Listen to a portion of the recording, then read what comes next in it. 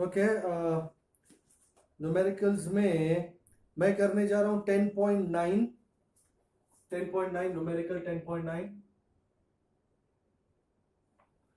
It says light of wavelength 5000 angstrom falls on a plane reflecting surface. What are the wavelength and frequency of the reflected light? For what angle of incidence is the reflected ray normal to the incident ray? Okay. For reflected ray to be normal to incident ray, the wording will be very important. Okay, सबसे पहली बात, ये आपका plane reflecting surface है. I don't know why they've kept it in this. इसमें wavefront का तो कोई फंडा ही नहीं. ये आया incident ray and ये reflected ray. First things first, isn't the reflected ray in the same medium as the incident ray? Yes. तो wavelength में कोई change होने वाला नहीं है. As reflected ray and incident ray are in same medium, so wavelength, इसकी तो गई है ink. Reflected ray is, we'll call it lambda dash if you want. So lambda dash will be same as lambda. My God, look at the blackness, which is 5000 angstrom. And you want frequency also. So C is nu lambda, because air hai, so it will move with the speed of light. So nu is C by lambda. C is 3 into 10 raised to 8, and lambda is 5000 angstrom, that is 5 into 10 raised to minus 7. 8 and 7 is 15, and 3 by 5 is 6 by 10, that's 0.6. So your frequency nu is 6 into 10 raised to 14 hertz. The second case is much more interesting. The second case is find the angle of incidence I for reflected ray to be normal to the incident ray. Okay, do you agree? अगर ये R हो, by the laws of reflection, I is equal to R. We know I equal to R by the laws of reflection. And they have said that the angle between incident and reflected ray has to be 90. Incident ray and reflected ray have to be perpendicular to each other. So do you agree I plus R has to be 90? So from figure, as they are perpendicular, तो I plus R has to be 90. और R की जगह मैं I डाल दूं तो I plus I has to be 90. Therefore 2I is 90, and thus I get my angle of incidence I as 45. Pretty simple question, run of the mill stuff. So this was numerical number 9. I am going on to numerical number which is left. Numerical 18 and 19. Okay, 18 and 19 on the deck now. I am taking this off. Numerical 18 is coming up. Numerical 18 में Fresnel distance का idea है. Though it does not seem, उसको देख के ऐसा लगता नहीं कि Fresnel distance का idea, but let me show that to you. So scene ऐसा है कि numerical 10.18. Let me see the data first. Let me tell you the data. There are two towers on two hills are 40 kilometers apart. So this is a tower. This is one tower, and ये बड़ी हिल पे है. ये दूसरा tower दूसरी हिल पे है.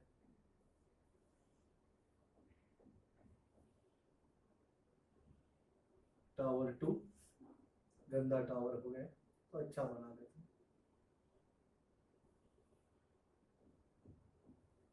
Okay, these are two towers, tower 1 and tower 2, and they are 40 kilometers apart. And the line joining them passes 50 meters above a hill halfway between the towers. तो ये जो हिल है, ये अच्छी हिल नहीं है.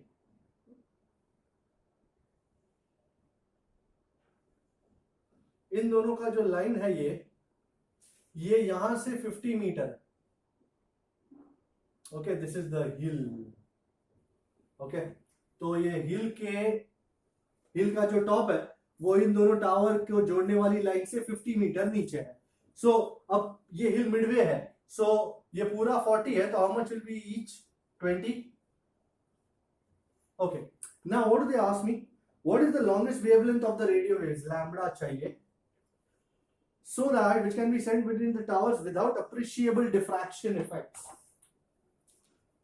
अब सीन ये है, यहां से वेव निकलेगी और फैलेगी, तो ये जो होना चाहिए ना, this has to be your size of the slit, okay, this is has to be a width of the slit, it has to be 50 metre, and यहां से यहां तक का distance, let us call this point P, यहां से यहां तक का distance, will call it ZF, is 20 kilometre, okay. So कहना ये चाहते हैं कि यहां से यहां तक इतना भी नहीं फैल जाना चाहिए कि डिफ्रैक्शन कंसिडर करना पड़ जाए, it should move in a straight line. So if it is moving in a straight line, this much has to be the width of the slit, which is A, 50, and this much has to be the Fresnel distance, which is 20 kilometer. Do you have a relation relating ZF, A and lambda? I think we have. We know Fresnel distance. I'm sure you remember Fresnel distance, वो distance था जहां तक ray optics can be considered. In short, straight line motion can be considered. Diffraction effect हम ज्यादा नहीं देखते उसमें. तो ZF is A square by lambda, and I think I have lambda which is A square by ZF. So how much is my lambda? How much is A? 50. So 50 का square, and how much is ZF? 20 kilometer. Oh God. So that's 20 into 10 raised to 3. So 50 का square is 2500. That's 25 into 10 raised to 2 over 20 into 10 raised to 3. So 25 by 20 is how much, buddy? 1.25? 1.25 Yes. or 1.125? No, 1.25. Into 10 raised to minus 1. Oh, which is 0.125 meter. This has to be my wavelength of the waves, so that यहां तक appreciable diffraction नहीं हो जाता. Check the answer please. 0.125 meter, is that the right answer? Yes, sir. Okay dokie. All right. So ये हो गया 10.18. अब जाते हैं 10.90. इसका आइडिया डिफ्रैक्शन के सेंट्रल मैक्सिमम के साथ जुड़ा हुआ है, but no issues, we are good. Okay, 10.19 कहता क्या है? Central diffraction pattern. A parallel beam of light of wavelength 500 nanometer, that's 5 into 10 raised to minus 7 meter, falls on a narrow slit, and the resultant diffraction pattern is observed on the screen 1 meter away. Okay, ये screen का distance हो या focal length हो, focal length भी दिया होता तो हम वही लेते हैं. It is observed that the first minimum is at a distance of x. First minimum is at a distance of what? 2.5 mm. That's 2.5 into 10 raised to minus 3 meter. What do they want? Find the width of the slit. Okay, no problemo, as good as it gets. Acha bhai, first of all, what is the condition for the first minimum?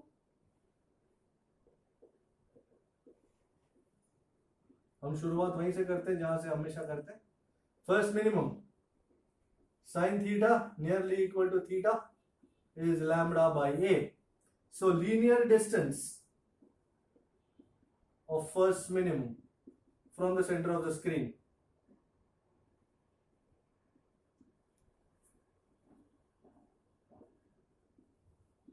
why length of arc is r theta, x1 minimum is theta into d. Okay, theta कितना है? Lambda by A. So this is lambda d by A. I think I've got everything. x1 है 2.5 minimum millimetre, lambda है ये रहा, d है ये रहा, a चाहिए तो a चाहिए lambda d over x1 minimum, and lambda is 5 into 10 raised to minus 7. This looks more like 6, 1 meter. And how much is x1 minimum? 2.5 into 10 raised to minus 3. So 5 by 2.5 is 2, and minus 7 plus 3 is minus 4 meter. You can write this if you want, or you want it in millimeter, then you can write it as 0.2 into 10 raised to minus 3 meter, and 10 raised to minus 3 meter is millimeter. तो मिली, हमको तो मिली 0.2 millimeter has to be your answer. All right, so this is numerical 10.9. Going on to the last idea of the day of the lecture, it would be illustration 10.8. बहुत बार लोगों को समझ में नहीं आता सर कर क्या रहा है, कह क्या रहा है, तो हम बता देते क्या कह रहा है क्या नहीं कह रहा है दीवाना.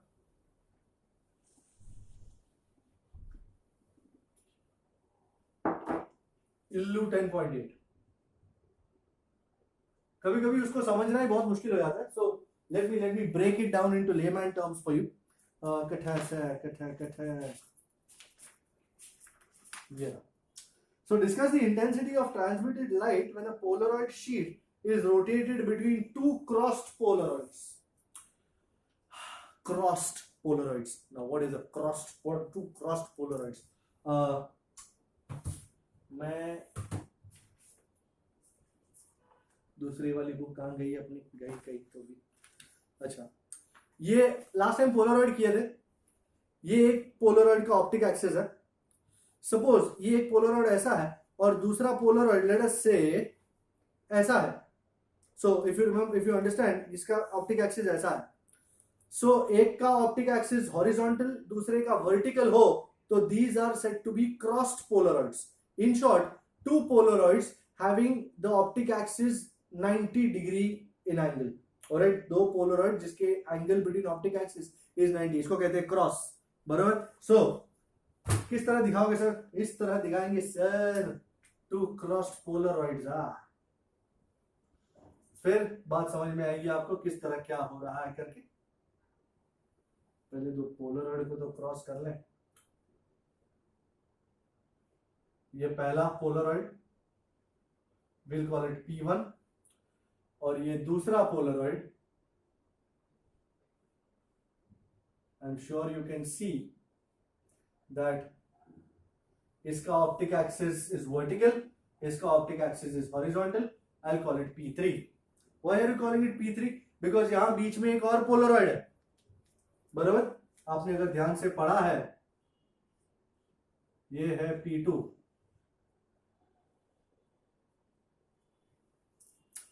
इसके एक्सिस और इसके एक्सिस के बीच में एंगल है थीटा. अंडरस्टैंड करें, ये वर्टिकल है और ये कुछ और टेढ़ा है. इन दोनों के बीच में एंगल है थीटा. तो इसके ऑप्टिक एक्सिस और इसके ऑप्टिक एक्सिस के बीच में कितना एंगल होगा? 90 minus theta. Do you understand that?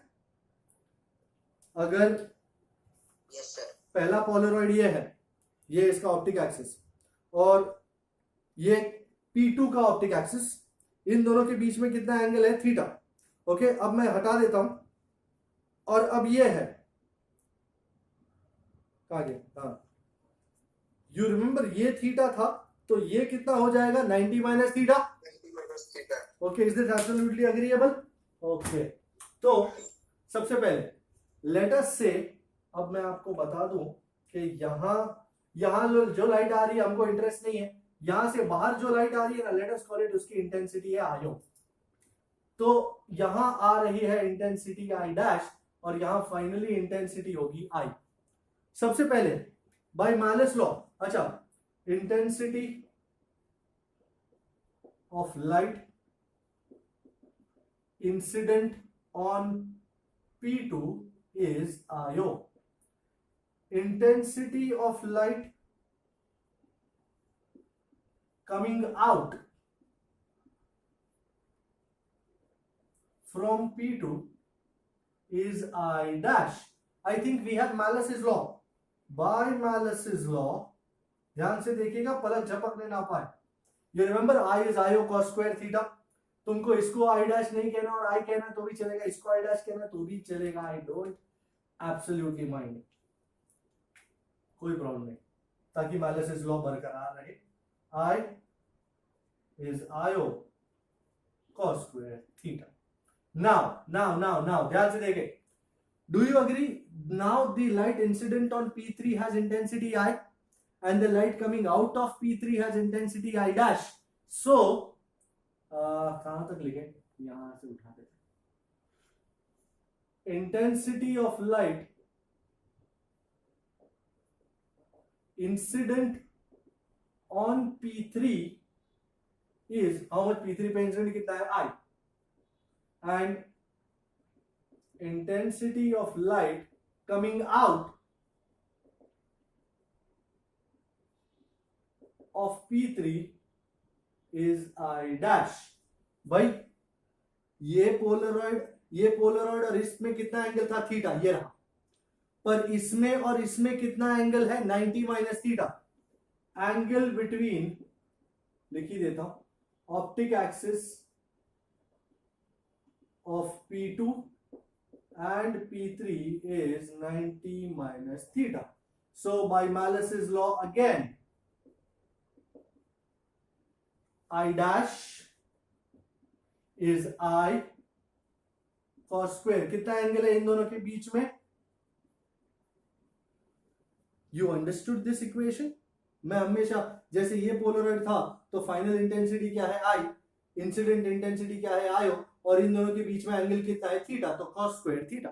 उसी तरह यहां पे इन दोनों का सिचुएशन में फाइनल इंटेंसिटी कितना है? I डैश, इंसिडेंट कितना है? I, और इन दोनों के बीच में एंगल कितना है? 90 minus theta, so cos square 90 minus theta.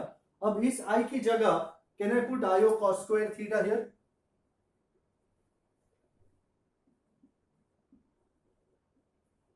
And how much is cos 90 minus theta? Isn't it sin theta? Wow. So what are we looking at? We are looking at multiplying and dividing by 4. Sir, why are you doing that? A simple mathematical idea. Can I write 4 sin square theta cos square theta as 2 sin theta cos theta the whole square? Can I do that?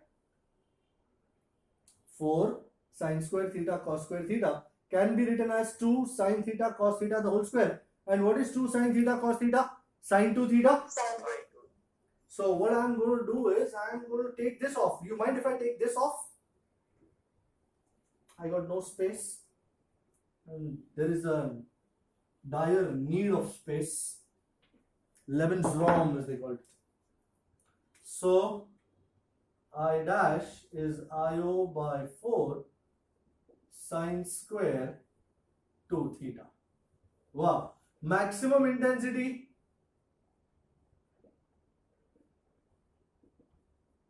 is when sin 2 theta is 1. भाई किसका sin 2 theta? What is the maximum value of sin 1? Of course. तो sin 2 theta 1, तो sin किसका 1 होता है? 90. So 2 theta is 90. So how much should be theta, people?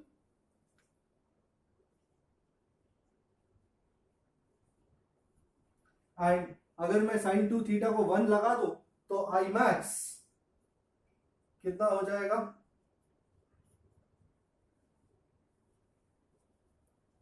This is the whole sum. Without the diagram, without anything, it becomes really difficult to understand and go through this sum. So it's a very important sum, I guess. Diagram से या solving से ऐसा लगा नहीं था कि इतना important होगा, छोटे से में खत्म किया उन्होंने, but without that it's difficult, without the diagram it's going to be really difficult. So the maximum intensity will be when theta is 45, मतलब इसके और इसके बीच में 45 हो, इसके और इसके बीच में 90 minus 45 which is 45 again, and maximum intensity coming out from the last will be IO by 4. This is the idea.